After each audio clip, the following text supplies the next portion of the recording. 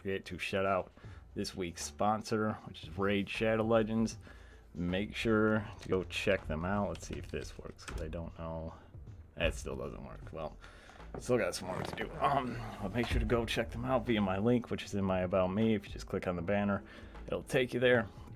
Get a free legend, get free silver, 100,000 silver, free gems, free shit to help you out early on in the game. Check that out yesterday, so go help support them, who are helping support me. Over 600 champions, new events every month, new PvP, clans, all that good stuff on there. So go check them out, help support me, help support them, keep the chain going. And then today, we're going to start off where we left off yesterday, where I tried to leave off because my camera wasn't working with me. And we're going to talk about some gaming news for the first time ever, since this is something near and dear to me. Figured to make some good content for YouTube. So you can also find this on YouTube, but we're going to start doing this today. And we're going to do gaming news today, Monday. We'll do some video reactions to probably cheaters, probably video game cheaters in like tournaments and whatnot. Also, Discord has an area now where you can submit all that stuff to me. Anything you want me to react to can be sent through there. I'll check it out live on stream, and then, yeah, we can talk about it on here. But let's get into it. So, first off, I have no idea. I thought something popped up. First off, Drake. I just posted about this on Twitter last night. Drake apparently bought Pharrell's $20,000 golden PSP, which looks awful. I wouldn't spend $200 on that, probably. I don't know, that looks bad to me. But for some of you who might not know, because this is kind of an old system that came out in 2005 in America, if I'm correct. I pulled it up. Yep, in 2005 it came out. It wasn't a bad selling console, I don't think. I remember owning one of these. I bought one of these off my friends for Crisis Core, the original Crisis Core. This is what it was originally on. And let's see, spent $20,000 on it. That's ridiculous. Like, I mean, it is Drake. He has that kind of money to throw around. 2008 to keep the theme going. He bought a PSP and commissioned a 14 gold PSP casing to replace the stock plastic. So he bought this in 2008. Is this the case that came with it? You know, and partially because I only just found out about it. Oh, the Pharrell Williams owning a golden PlayStation 4 is about the most last days of Rome act of a pre-GFC extravagant I can think of. Interesting. Rapper and anime enthusiast Pharrell Williams was a very long time ago slightly notable for owning a 14 karat gold BlackBerry too. Wow, so Pharrell, I guess, just buys a bunch of stupid shit in gold and gets it gold plated, but Drake buying this now is just so weird. Who wants a PSP now? What games are you gonna play on that? Because that was my big thing. It's like finding games for a PSP right now would be so hard to do, like, because they're either worth a lot or they just don't exist, period. So Drake just throwing around money for no fucking reason on dumb shit still. But an outdated portable console, really. And now for something that I've actually bitched about a lot on stream. Fortnite's new weekly quest system sucks even with changes. So I really think they just need to go back to, you know, stop taking away weekly quests at the end of the week. I don't know why that became a thing. Last month, Fortnite's newest season, Chapter 4, Season 1 started with. It came some big changes, fresh content, and a new island to explore. Most of the new stuff this season has been great, but one change to how Quest works has been frustrating some players, myself included. While Epic's recent attempts to fix the problems have helped a bit, the situation isn't completely remedied. The last few years, Fortnite has become one of the biggest and most popular games in the world. I feel like it's waning in popularity in the last few years. I feel like, yeah, it's been dying. One big reason Epic's free-to-play online battle world continues to be so successful is that it's developed, it's constantly changing, improving, updating, and expanding. Guess that's not completely false. The game via new seasons and chapters. For example, this season saw the introduction of new randomly generated perks. Players choose every time they play these perks, like One of that makes your assault rifles fire bullets, do more damage, can shake up each match. However, not every change in Fortnite's history, yeah, poorly, blah blah blah. For Chapter 4, Season 1, Fortnite had weekly quests that would be added to the game every week, like the name says. Nothing's ever changed in the seasons. Weekly quests only stick around, yep, for the week they arrive. After that, they vanish, even if you haven't finished them or logged in that week. This makes it hard to level up your battle pass if you aren't playing constantly, which is why I just wanted the Doomslayer skin, and then I got out of there until Geralt comes in. Well, multiple steps that can take a lot of time to complete. Yeah, I don't mind those as much, but again, when they go away after a week, then it's really annoying. Like if I get to the last, stage of that quest and then I don't finish it by the end of the week, it's gone. That's it. I can't finish it like, so many other seasons before. I held out some hope that Epic might change this after a few weeks of play. Criticizing the change of social media and Reddit. Yesterday, Epic did acknowledge the frustrations player had with this new system, but sadly it's not changing. Instead, Epic is just going to make multi-stage quests shorter and easier to complete. Oh, boo. Boo you, Epic. Questers, please note that this week's weekly quest will arrive tomorrow night instead of the usual time today. We've also increased the XP gain from bonus goals, reduced the number of stages needed for multi-quest stage for weekly quests moving forward.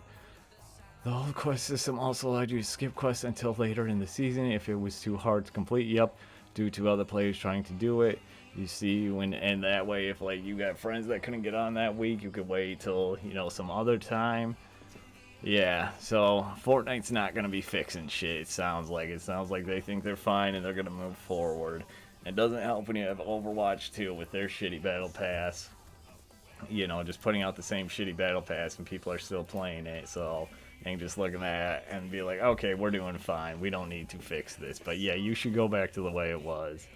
There was nothing wrong with the challenges. If it's not broke, don't fix it. But they decided to break it when it was already working, so just more reason not to play Fortnite. That sucks, but it is what it is.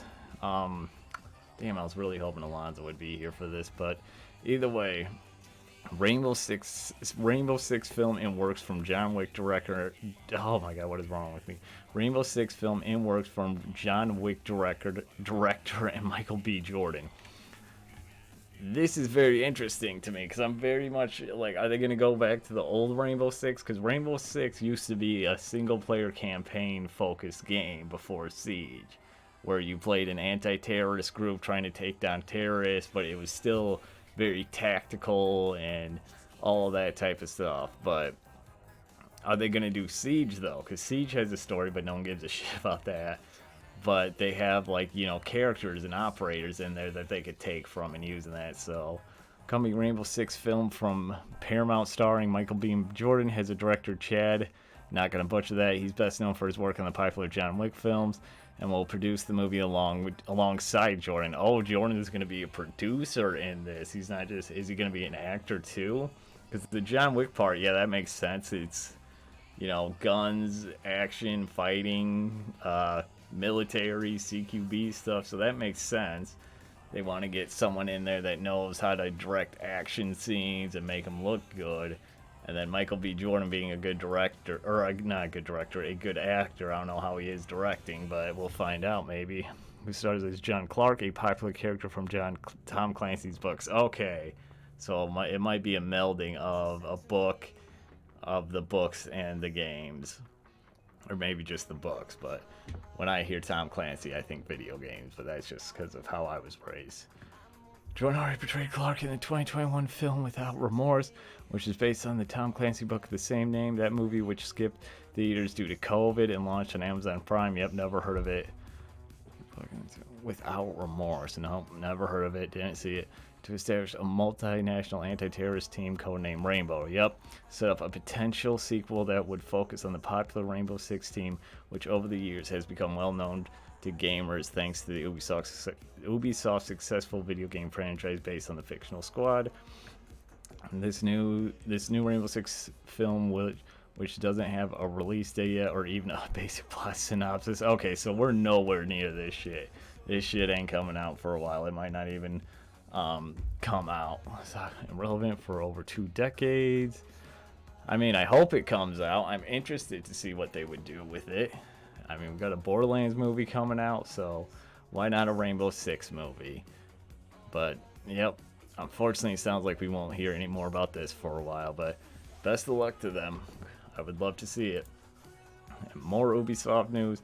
Never-ending Skull and Bone delay. So you've probably all heard about this. You were all aware of the Ubisoft drama if you're paying attention and what's been going on there for the last few years. But Skull and Bones is delayed again, and what it say for like the 8th time, has suffered 6 different delays since 2017.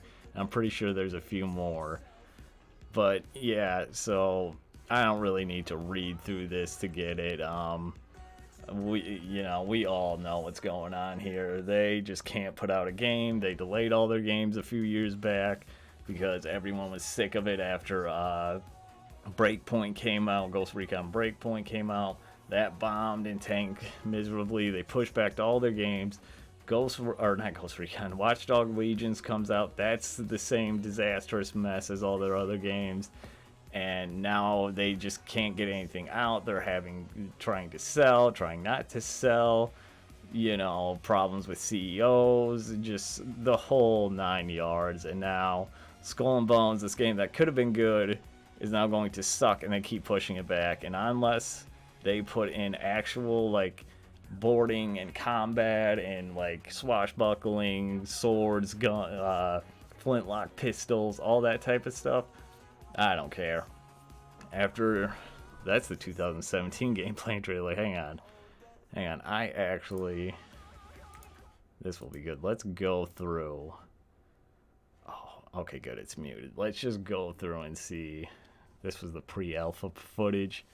How much this game has changed. I'm pretty sure I can't play any of the audio. Perfect place for Maybe. Here is our gang of pirates, the Raiders, going head-to-head with a gang of rival players, the Cutthroats. Victory goes to the team. This might not even be in the game anymore.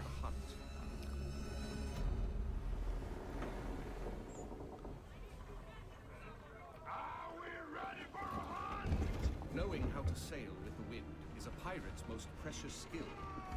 Use the winds to increase your speed or to position yourself for tactical advantage in battle. To reap the most rewards, it is best to split up. See, this stuff might not even be in the game anymore. We don't know. Each warship has unique strengths. But it's never a good sign when a game has been in development this long and had put out this many previews, trailers, all that stuff, and it's still getting delayed. Is devastating up close, with a battering ram designed to break. Ubisoft is also canceling games left and right. The sloop of war kills from afar, with its crippling long-ranged mortars and precise long 9 cannons. See, that's probably the most control you're gonna feel like you have, outside of steering the ship and fighting other ships. But you can't get off your ship. You can't go loot places. You can't, board those other ships right there. This is back when they were still using the Black Flag stuff too. Look how much of Black Flag is in this. Almost makes me miss Black Flag. You're here for the loot, and so are your rivals. Store the goods, then back to your station. I mean, literally, I just noticed this is all Black Flag. That's exactly how you stand in Assassin's Creed Black Flag too.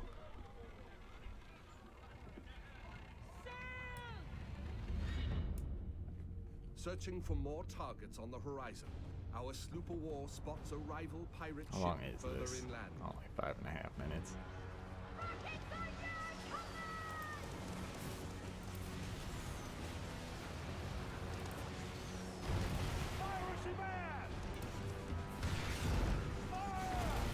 With its heavily reinforced hull, our frigate swoops in to save the day, bearing the brunt of the damage.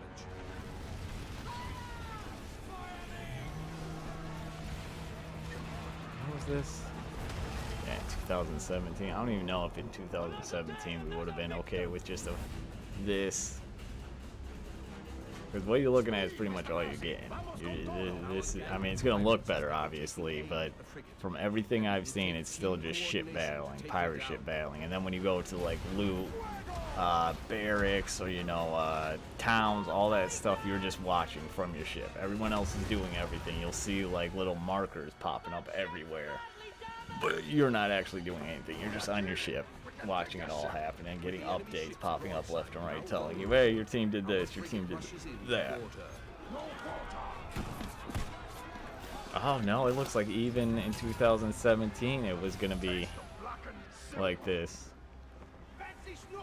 I know at one point in time it was supposed to be more fantasy. It was supposed to be based in Shangri-La, and they were gonna be like fantasy creatures and whatnot, but that got taken out real early on, which was a big mistake on their end.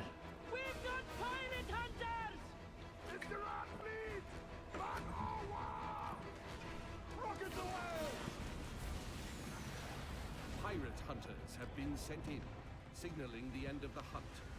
They target the pirates with the most stolen loot. Time to make our escape, Captain, or we are good.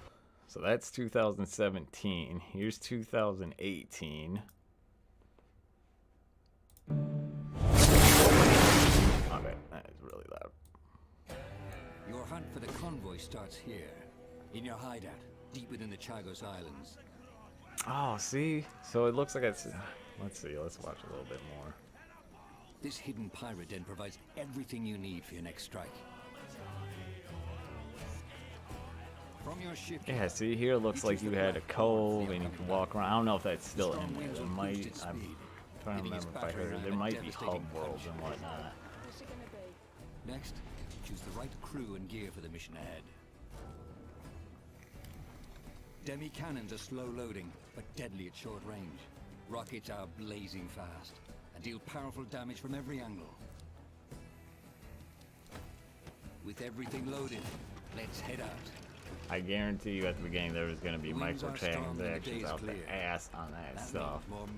That's probably one of the reasons, one of the delays where they had to move all that stuff. They probably had that quick XP tokens, you know, that Ubisoft stuff they were pulling back in the day. So you didn't have to actually play the game. You could just buy the game and then buy all the levels and all the collectibles, or the areas of all the collectibles. Fortunately, deception is another tool in the pirate's arsenal. See, this is what I want to see. I can show them getting off the ship and exploring. Disguised as a Portuguese merchant, you try to creep past the fort. Captain, if we engage, they will see through our guys.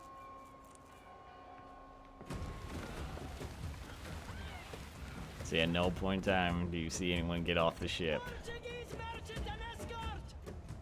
This island provides perfect cover for a surprise attack.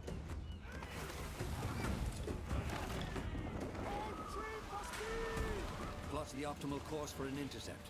Rigging your sails for speed. You want to catch your victim off guard. Captain, there she is!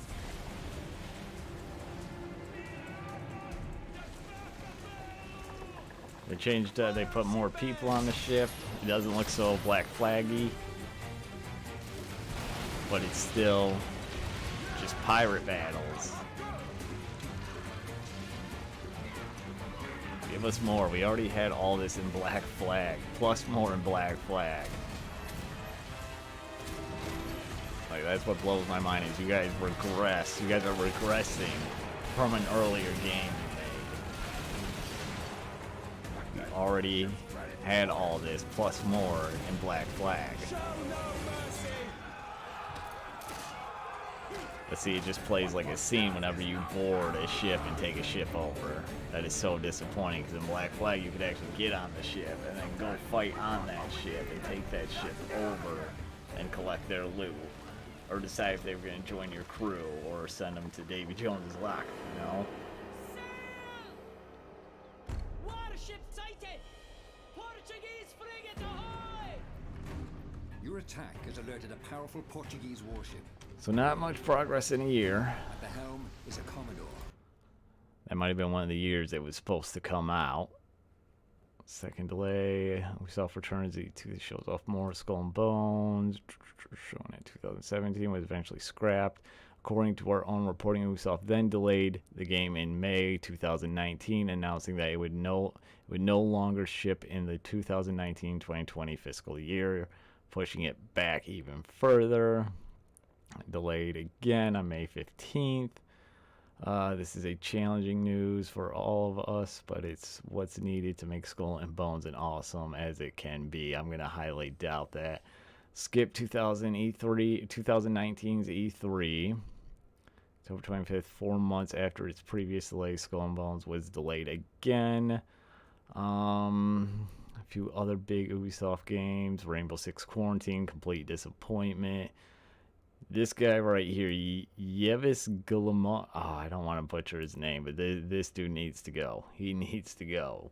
He's just fighting whatever he can to hold on to CEO at Ubisoft. But man, you guys are just delaying the inevitable at this point. If you can't get a good game out, if you can't hit something, and Skull and Bones is not going to be it.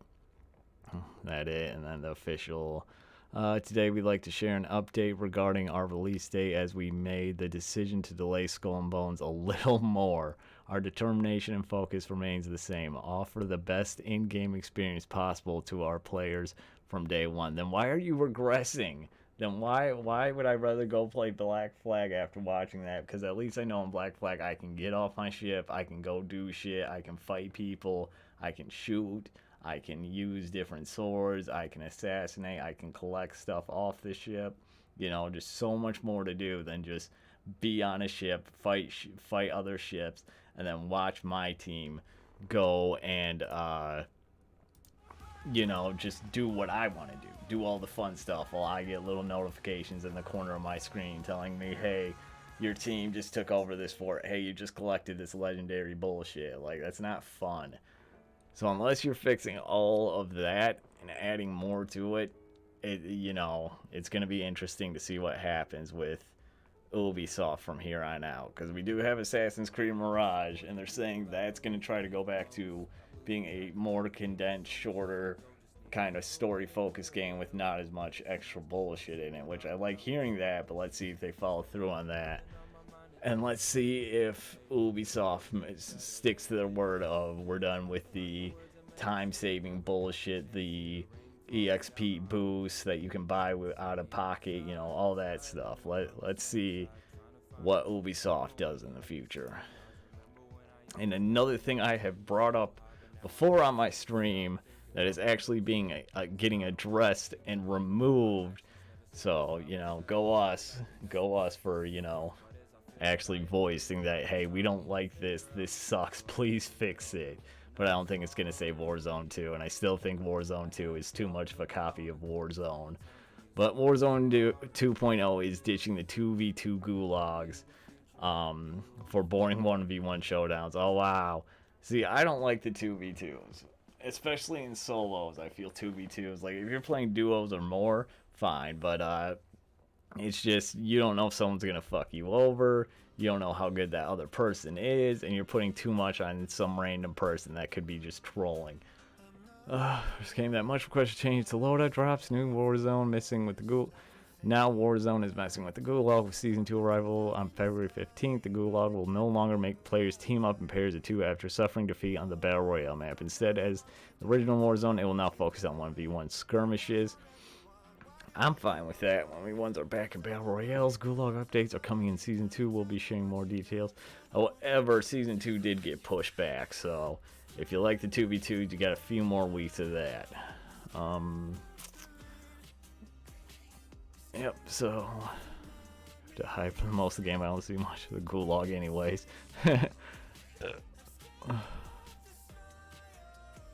Yeah, so not much there, but if you're a Warzone 2 fan and you don't like the 2v2s like me, they're about to be gone. This is an older one from, when was this? No, this is a newer one. I thought I saw this a while ago. Pro Game Champ says he peed in a bottle during a $205 tourney. Can you imagine? Let me read this first. When you gotta go, well, you really gotta go. I just wish the esports tournaments felt the same about letting their competitors use the toilet pro player Oliver Skitter. Oh, I won't mispronounce that. Pete and about during an ongoing Dota 2 tournament, saying the organizers' rules against going to the toilet during a match. He is a photograph of the people for your enjoyment. I'm not gonna make you guys join that. What's up, Alonzo? Oh, sorry about that, man. But thanks for stopping by and turning on. I appreciate that, bro.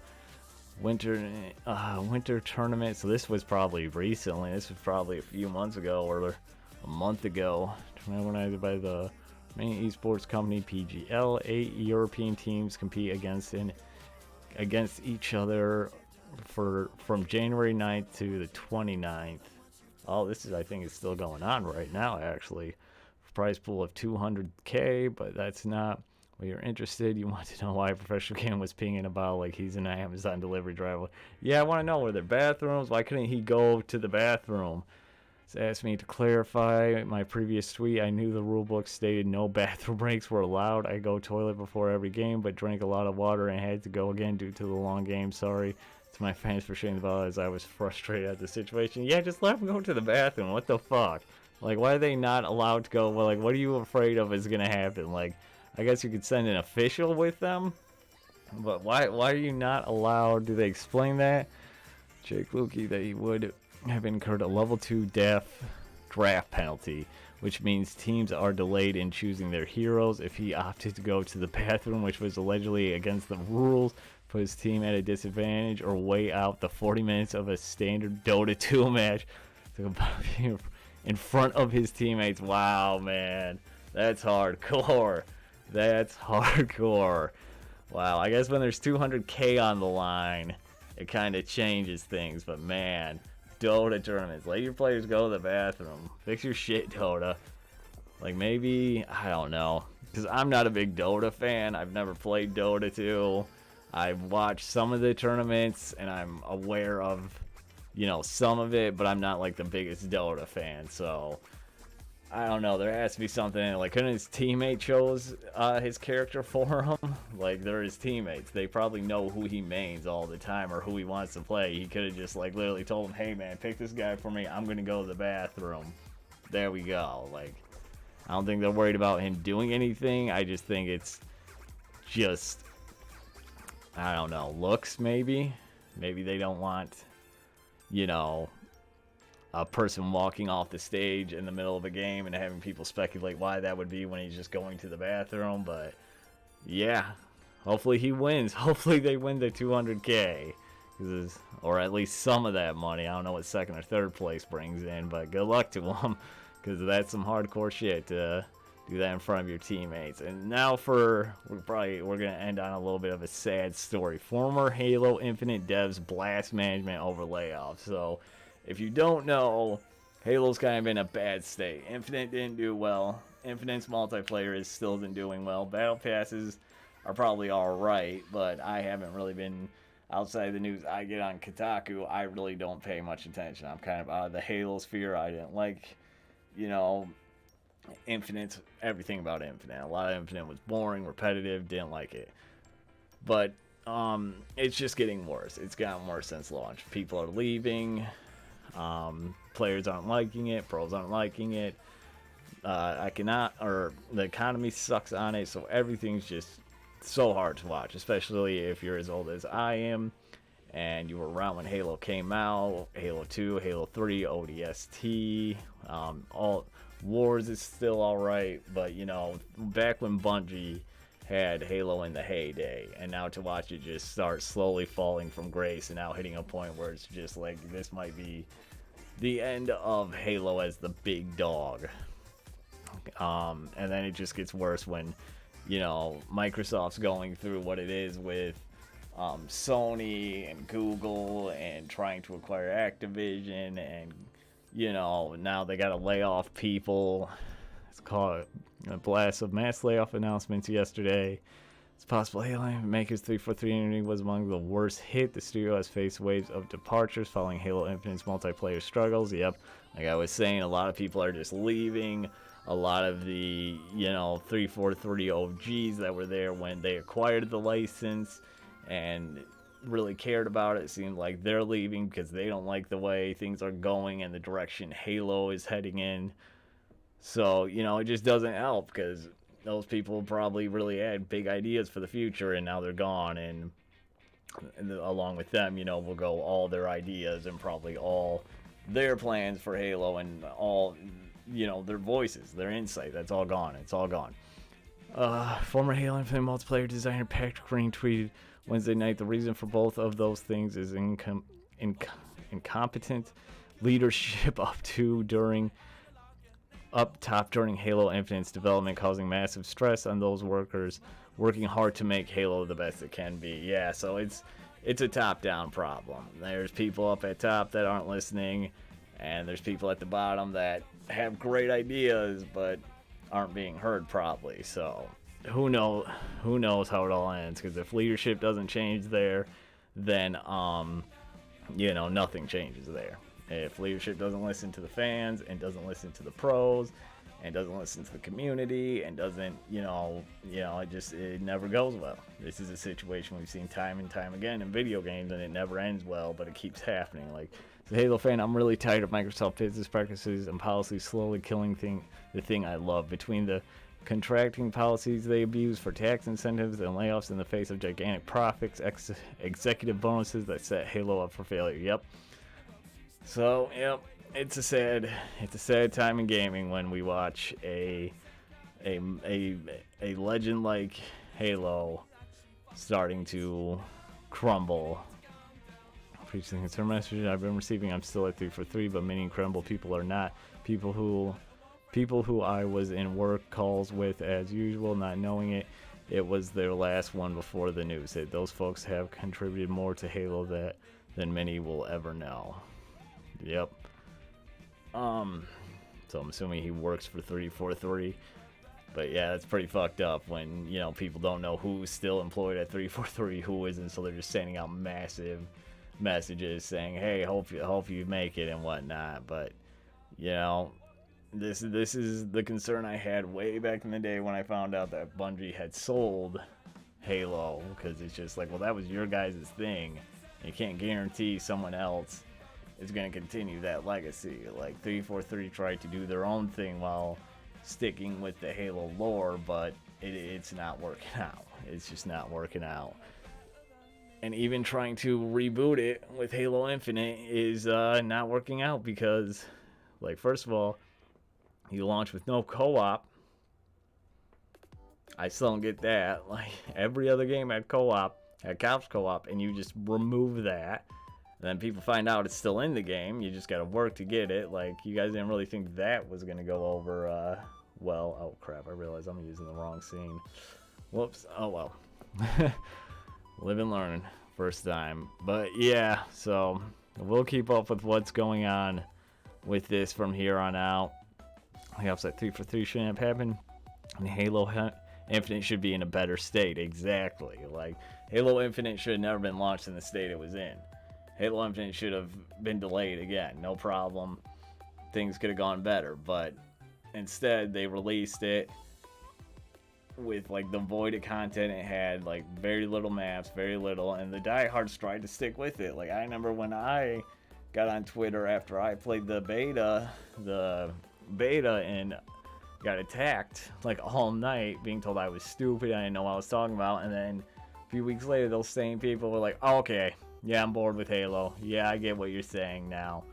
And it hasn't gotten better from there. Like, now I don't even see anything about the battle passes. I don't know what season they're in. I don't know what's going on in there at all. The reason for both of those things is incompetent leadership of... Okay, so this is what the people I worked with every day were passionate about Halo and wanted to make something great for the fans. They helped push for a better Halo and got laid off for it. Yep. So you got the people that know what they're doing and know where this should go. They're gone. They're now all gone, probably. So now we're left with people that probably don't give a shit and are just going to do whatever makes money. And this is how Ubisoft got where they are.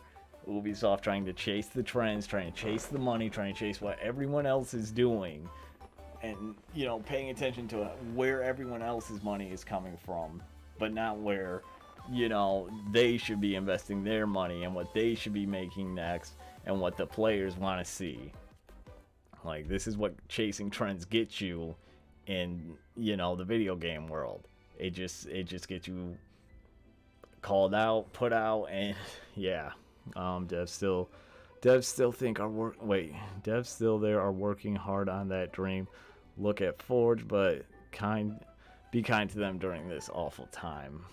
Yeah, look at Forge, but where's our couch co-op that you guys just completely gave up on? But sad day in gaming. When was this? Oh yeah, this was yesterday. Punchers at 343. You draw criticism.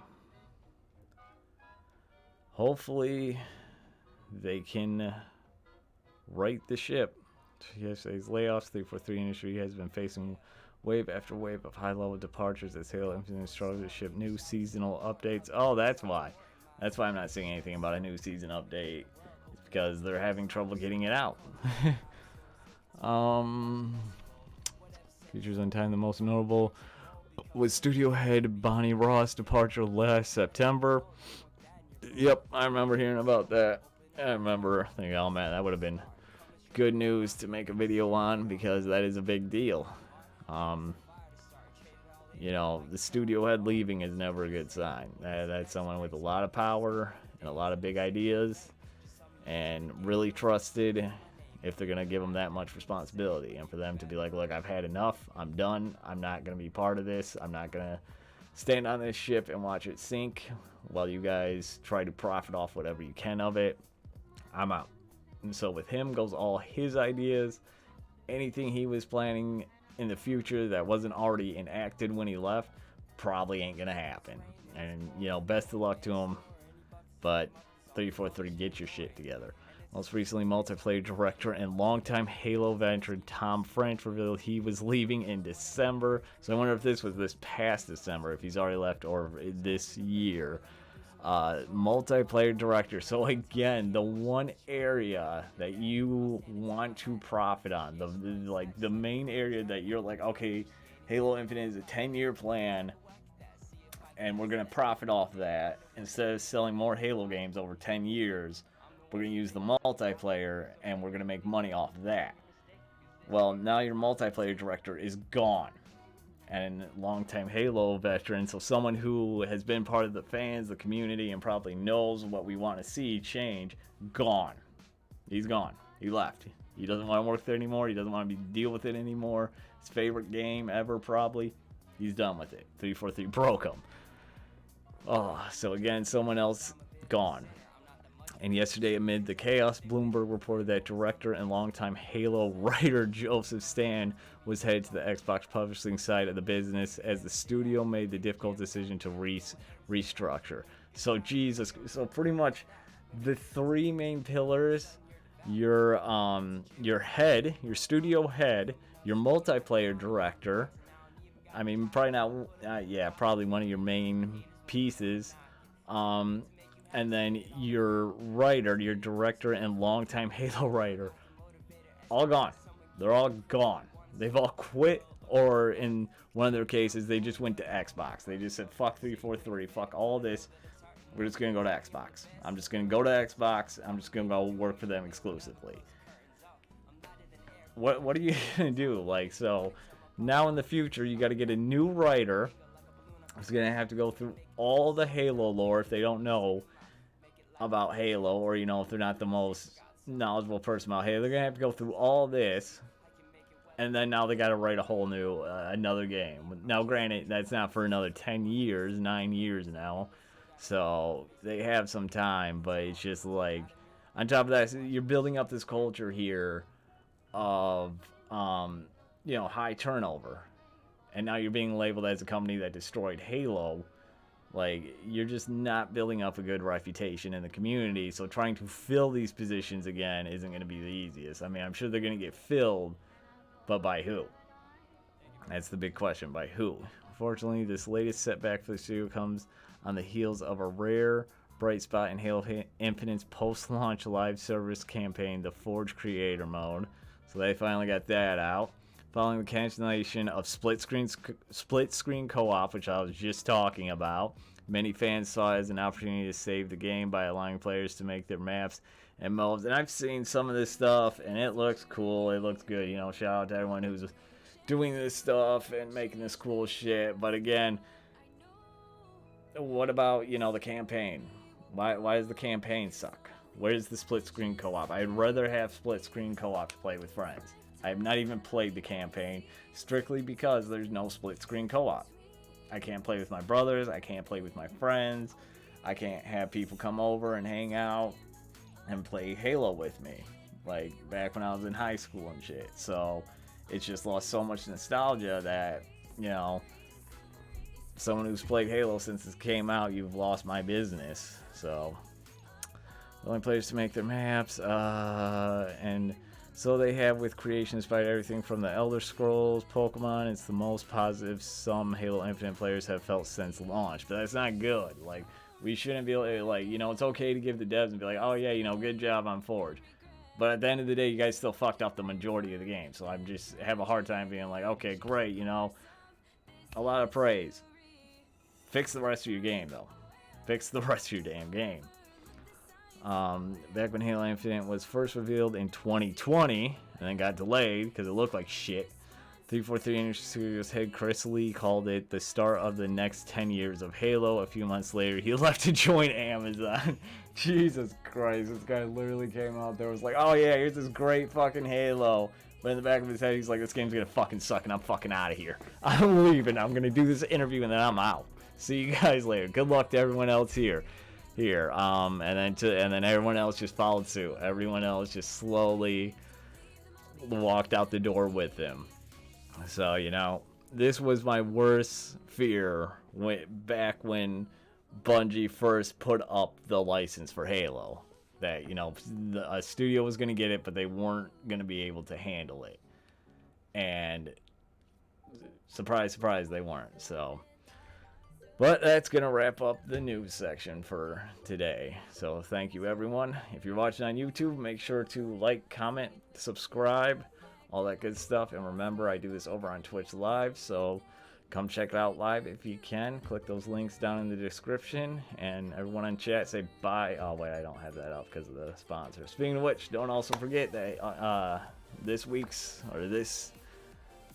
Jesus, I just go completely brain dead, my bad, but this was sponsored by Raid Shadow Legends, so make sure to come over to Twitch, or wait, yep, you're gonna have to come over to Twitch and click on the link to download it.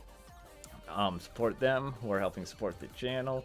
Free to play mobile game, over 600 legends to play as, new new campaign events quite regularly, dungeons, PvP, clans. There's a Ronda Rousey event going on right now where if you log in for 7 days before, I think it's February 28th, I want to say, you can unlock Ronda Rousey as a champion. So make sure to go support them, who are helping support me and all that good stuff. So thanks everyone. If you're still on Twitch, I am going